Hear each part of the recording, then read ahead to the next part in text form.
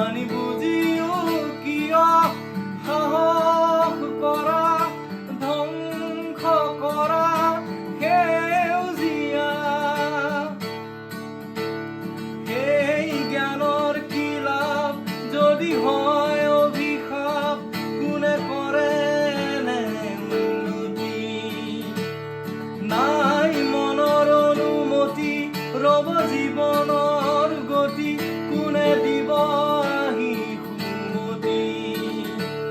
পশু পক্ষী কান্দে হাঁহ